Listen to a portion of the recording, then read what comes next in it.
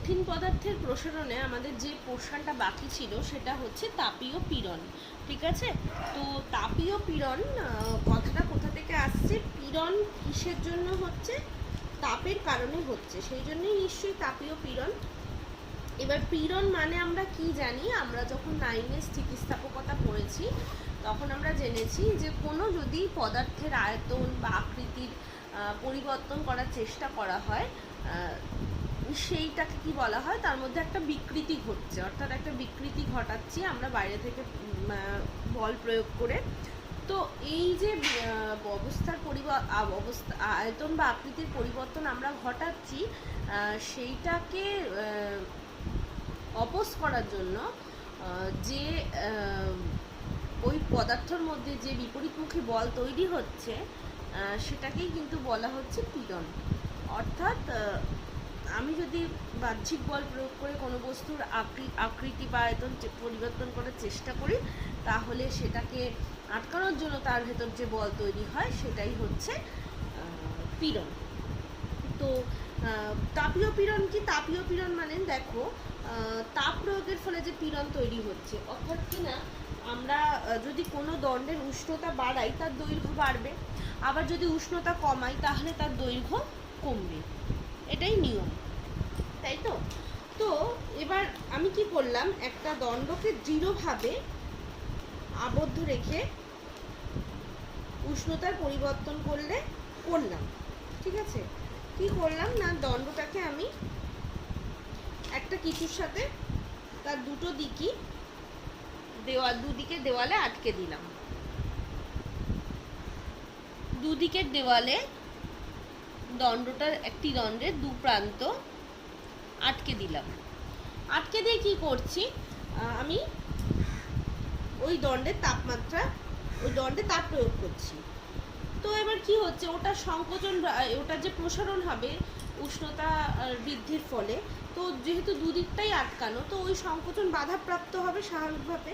তো দণ্ডটি কি করবে, দৃঢ়ভাবে আবদ্ধ দুই প্রান্তে প্রচণ্ড বল প্রয়োগ করবে, কারণ ও তো বৃদ্ধি পেতে চাইছে দৈর্ঘ্যে, কিন্তু ও পারছে না।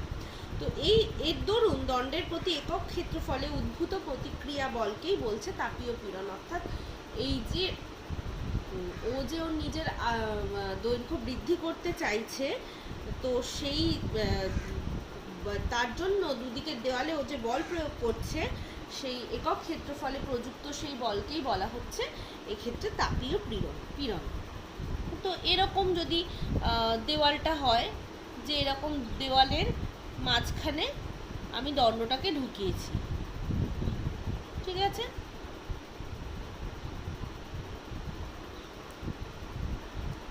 তো কি বলছে, একটি ধাতব দণ্ড বি একটি ভারী লোহার ফ্রেম ওয়াই এর খাঁজের ভিতর বসানো আছে। এই লোহার ফ্রেমটা হচ্ছে ওয়াই আর ধাতব দণ্ডটা হচ্ছে বি। ঠিক আছে, এর খাঁজে বসানো আছে।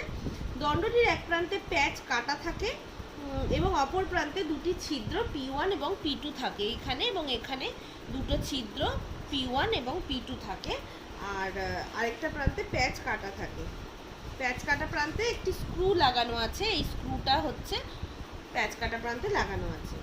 তো P1 ছিদ্রের মধ্যে দিয়ে একটি ঢালাই লোহার পিন ঢুকিয়ে দেওয়া হলো। এই ছিদ্রের মধ্যে দিয়ে P1 ছিদ্রের মধ্যে দিয়ে একটি ঢালাই লোহার পিন ঢুকিয়ে দেওয়া হলো। এবার বি দণ্ডকে উত্তপ্ত করা হয়, এই দণ্ডটাকে এবার উত্তপ্ত করা হচ্ছে। দণ্ডের দৈর্ঘ্য বাড়লে এন স্ক্রু ঘুরিয়ে P1 এর পিনকে ফ্রেমের গায়ে শক্ত করে আটকানো হয়। তাহলে কি করছি, দণ্ডের দৈর্ঘ্য তো বাড়ছে উষ্ণতা বৃদ্ধি করলে, তখন আমি কি করছি, এন স্ক্রুকে ঘুরিয়ে P1 এর পিনকে ফ্রেমের গায়ে শক্ত করে আটকানো হয়। এবার দণ্ডটিকে ঠান্ডা করলে পিন দণ্ডের সংকোচনে বাধা দেবে। যেহেতু এখানে পিন আটকে দিয়েছি আমি, এটা বাধা পেয়েছে, এটা কাটায় কাটায় পিনটা আটকে দিয়েছি। এবার যখন ঠান্ডা করা হচ্ছে তখন তো ওটা সংকুচিত হবে, কিন্তু যেহেতু পিন দেওয়া আটকানো রয়েছে, তো এই পিন কী করবে, দণ্ডের সংকোচনকে বাধা দেবে। এর ফলে প্রচণ্ড বলের উদ্ভব ঘটবে। P1 এর ভিতরের পিন এই বল সহ্য করতে না পেরে ভেঙে যাবে। খুব স্বাভাবিক, যদি সব কিছু আটকানো থাকে তাহলে P1 এর ভেতরে যে পিন আছে সেই সংকোচনকে বাধা দিতে গিয়ে সেটা ভেঙে যাবে। এই সংকোচনের যে বল হচ্ছে সেটাকে সহ্য না করতে পেরে সেটা ভেঙে যাবে। দণ্ডের প্রসারণ বাধাপ্রাপ্ত হলেও প্রচণ্ড বলের উদ্ভব হয়।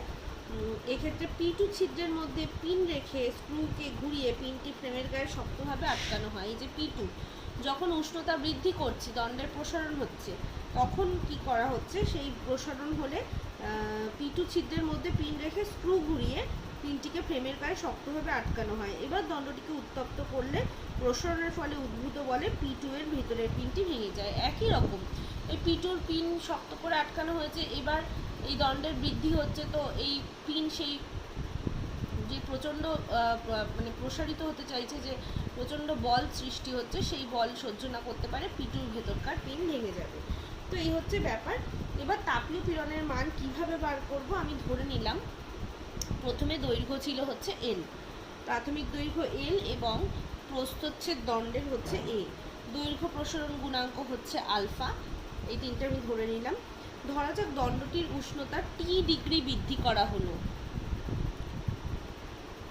দণ্ডের উষ্ণতা T ডিগ্রি বৃদ্ধি করা হলো, সুতরাং দণ্ডটি কতটা দৈর্ঘ্যে বৃদ্ধি পাবে, L আলফা ইন্টু T, এই পরিমাণ দণ্ডের দৈর্ঘ্য বৃদ্ধি হবে। T2 মাইনাস T1 সমান, এখানে আমি বলে দিয়েছি T, তাহলে L আলফা T এতটুকু দৈর্ঘ্য বৃদ্ধি হবে।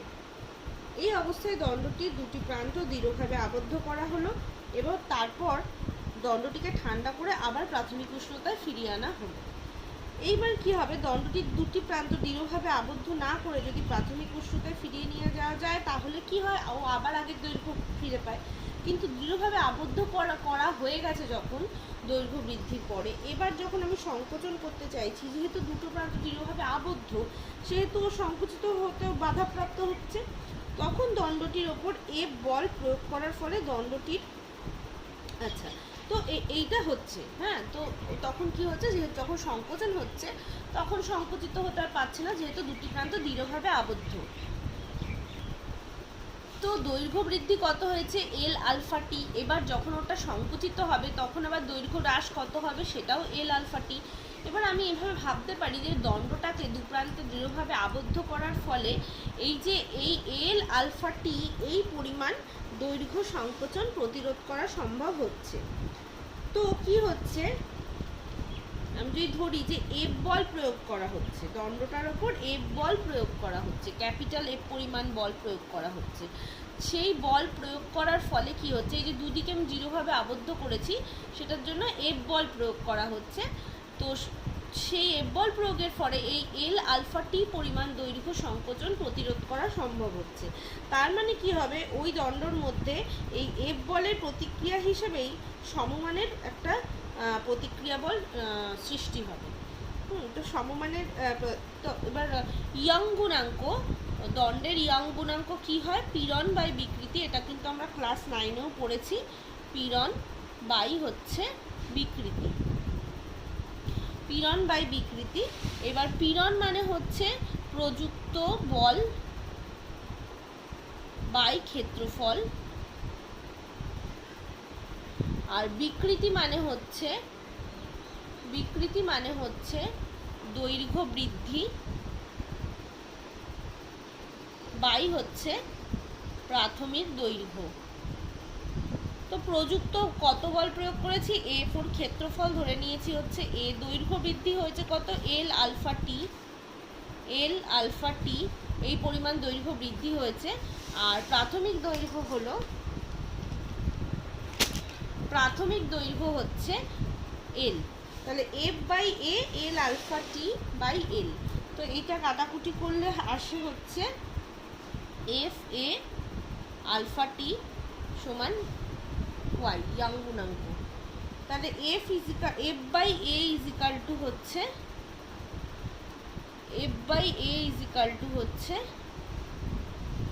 Y আলফা T, এই পরিমাণ। তাহলে F বাই A এটাই হচ্ছে তাপীয় পীড়ন। তো পীড়নের মান কত হচ্ছে, ইয়ং গুণাঙ্ক ইন্টু দৈর্ঘ্য প্রসারণ গুণাঙ্ক ইন্টু উষ্ণতা বৃদ্ধি, F বাই A হচ্ছে পীড়ন। তাহলে তাপীয়, যেহেতু এটা সম্পূর্ণটা তাপ প্রয়োগের ফলে হচ্ছে, তাই জন্য এটাকে বলা হচ্ছে তাপীয় পীড়ন। তাপীয় পীড়নে F by A equal to Y alpha T। তো এইভাবে তাপীয় পীড়নের রাশিমালা বার করা হয়। তাহলে মনে রাখতে হবে তাপীয় পীড়ন কখন সৃষ্টি হচ্ছে, যখন একটা দণ্ডকে আমি দৈর্ঘ্য উষ্ণতা বৃদ্ধি করে দৈর্ঘ্য বৃদ্ধি করছি বা উষ্ণতা হ্রাস করে দৈর্ঘ্য হ্রাস করছি, তো এই প্রসেসটা হতে আমি বাধা দিচ্ছি। তাহলে একটা নির্দিষ্ট পরিমাণ বল প্রয়োগ করে নিশ্চয়ই বাধা দিচ্ছি। দৈর্ঘ্য বৃদ্ধি করেছে, এবার যখন সংকুচিত হতে যাচ্ছে তখন কোনো একটা সিস্টেম এর মাধ্যমে আমরা সেই সংকোচনটাকে বাধা দিচ্ছি, অর্থাৎ কোনো একটা বল প্রয়োগ করেই নিশ্চয়ই বাধাটা দিচ্ছি। তো তখন কি হয় যে ওই দণ্ডের মধ্যে যে বল আমি প্রয়োগ করে বাধা দিচ্ছি তার সমপরিমাণ একটা প্রতিক্রিয়া বল তৈরি হয়, যেটা ওই বাধা দেওয়াটাকে বন্ধ করার চেষ্টা করে। তো সে থেকেই তাপীয় পীড়নের কনসেপ্টটা আসলো। এবার যেটা এখানে পড়তে হবে সেটা হচ্ছে যে এই যে দৈর্ঘ্য বৃদ্ধি হয় উষ্ণতা বৃদ্ধি করলে, আবার উষ্ণতা হ্রাস করলে দৈর্ঘ্য হ্রাস পেয়ে যায়, এটার কি কি সুবিধা এবং কি কি অসুবিধা আছে সেইগুলো সম্পর্কে আমাদেরকে পড়তে হবে। যেরকম খুব সোজা কটা উদাহরণ আছে, যেরকম যদি আমি কাচের শিশি ইউজ করি, কাচের শিশির মুখে যে ছিপিটা আটকানো থাকে, তো কখনো কখনো এমন শক্তভাবে এঁটে যায় যে সহজে ছিপি খোলা যায় না।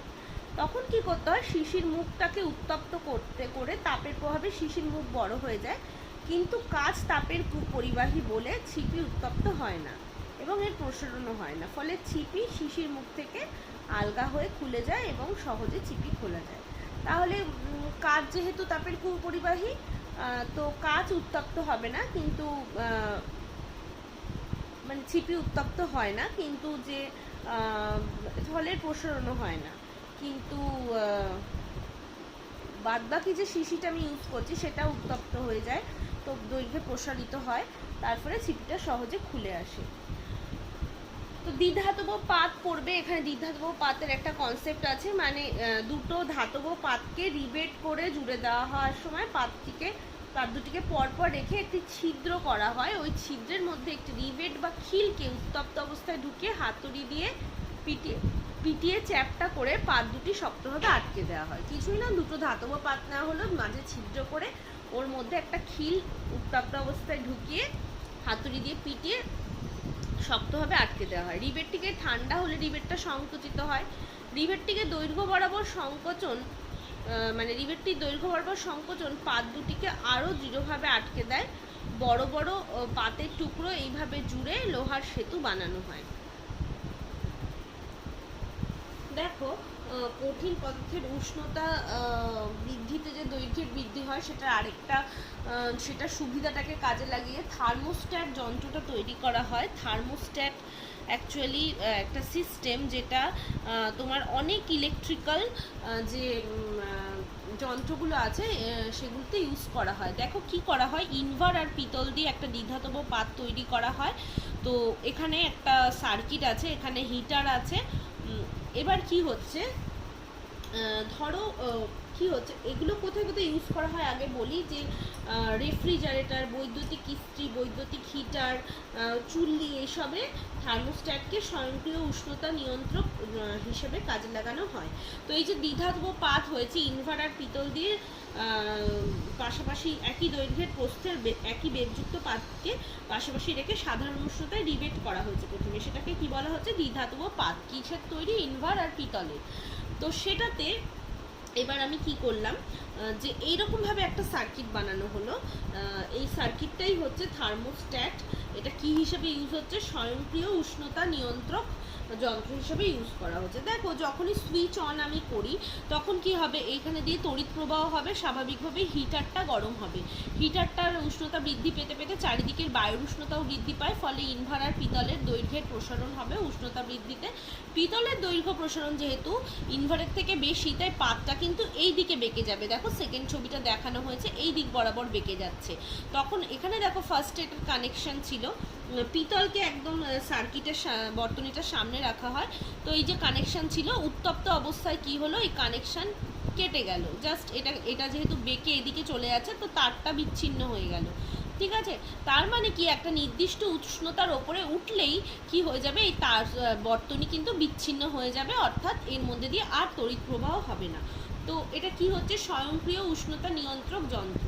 মানে আমি ধরো সুইচ অন করে ভুলে গেছি, এখন যে আমরা বলি অটো কাট আছে, ওর মধ্যে কোনো অসুবিধা নেই, ইস্ত্রিতে বলো গিজারে বলো সব কিছুতে অটো কাট। তো অটো কাটে কি হচ্ছে, সেই একই ব্যাপার, যে যেই একটা নির্দিষ্ট উষ্ণতার ওপরে উত্তপ্ত হবে তখন এই তড়িৎ মানে বর্তনীটা বিচ্ছিন্ন হয়ে যাবে, নিয়ে কোনো রকম কোনো বিপদ ঘটার সম্ভাবনা আর থাকে না।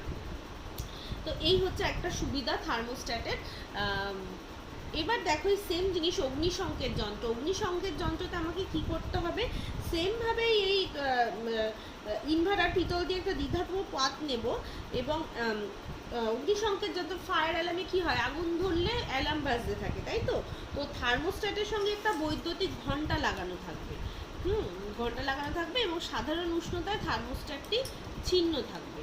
আগুন লেগে গিয়ে উত্তপ্ত হলে পাতটি সংযোগ বিন্দুর দিকে বেঁকে যাবে, ফলে থার্মোস্ট্যাট চালু হয়ে বিপদ জ্ঞাপক ঘন্টাটা বাজতে থাকবে। মানে তখন কি করতে হবে, তখন উল্টো কেসটা হবে, মানে নর্মাল অবস্থায় থাকবে বিচ্ছিন্ন, আর যখন কিনা উষ্ণতা বেড়ে গেল তখন এটা যুক্ত হবে। তাহলে দেখো সাধারণভাবে বুঝতে পারছো যে সেই সব ক্ষেত্রে কিন্তু জাস্ট উল্টো, মানে এই দিকে বা ইনভার্ট থাকতে হবে, এই দিকে পিতল থাকতে হবে, তাই না। তাহলে যখন বেঁকে যাবে, পিতল এদিকে থাকলে জিনিসটা এইভাবে বেঁকে যাবে, তখন জিনিসটা যুক্ত হবে, তাই না, মানে বর্তনীটা সংযুক্ত হবে, নিয়ে ঘন্টাটা বাজতে থাকবে।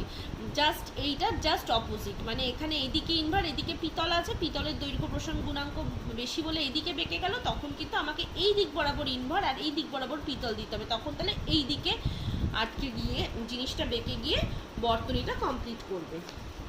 তো এইগুলো কিছু কিছু সুবিধা আছে, আর কি সুবিধা আছে একটুখানি দেখে নেবে। এবার অসুবিধা আছে যেগুলো, সেই অসুবিধাগুলোও করতে হবে, দু একটা তার মধ্যে বলি। দেখো যেটা আমরা ট্রেনের লাইনে দেখি, টুকরো টুকরো রেল ফিশ প্লেট থাকে, ফিশ প্লেট, এই দেখো ছবিটা দেখলে বুঝতে পারবে, এই যে রেল ফিশ প্লেটগুলো কি হচ্ছে না, এরকমভাবে পরপর পরপর জুড়ে রেল লাইন বানানো হয় কিন্তু, হ্যাঁ। এরপর পরপর অবস্থিত দুটি রেলের মাঝে সামান্য ফাঁক রাখা হয়, এই যে দেখো সামান্য ফাঁক রাখা হয়েছে। তো সূর্যের তাপে কিংবা ট্রেন চলার সময় কি হয়, রেল আর চাকার ঘর্ষণে প্রচণ্ড তাপ উৎপন্ন হয়, ফলে এদের প্রসারণ ঘটে। পরপর অবস্থিত দুটি রেলের মাঝে ফাঁক থাকার জন্যই কিন্তু এই রেল লাইন বরাবর মানে কি জিনিসটা বাড়তে বা কমতে পারে, নয়তো তাপীয় পীড়নের জন্য রেলপথ বেঁকে যেতে পারত, যেটা হয় আবদ্ধ থাকলে। তো এই জন্য এই ফাঁক দেওয়াটা ম্যান্ডেটরি। একইভাবে লোহার বা ইস্পাতের সেতু তৈরির সময় দেখো, সেতুর উভয় প্রান্ত কংক্রিট এবং ইট দিয়ে গেঁথে দেওয়া হয় না, একটা প্রান্ত গেঁথে দেওয়া হয়, আরেক প্রান্তকে রোলারের ওপর রাখা হয়। উষ্ণতার পরিবর্তনে সেতুর সংকোচন প্রসারণ ঘটলে সেতুটি রোলারের ওপর নড়াচড়া করে, এতে ইটের গাঁথনির কোনো ক্ষতি হয় না। তো এরকমভাবে কয়েকটা সুবিধাও আছে। এই যে ছবিটা দেখো এইরকম, এই যে এইদিকে রোলার দেওয়া হয়েছে আর এই দিকটা কংক্রিট করে দেওয়া হয়েছে। তো এই রকম আরও কিছু অসুবিধা আছে, সেই অসুবিধাগুলো পড়ে নেবে। তো সুবিধা অসুবিধা দুটোই কিন্তু পরীক্ষায় আসে বিভিন্ন ছোট ছোট কোশ্চেনে। আর তোমাদের তো এই অবধি হচ্ছে কঠিন পদার্থের প্রসারণ।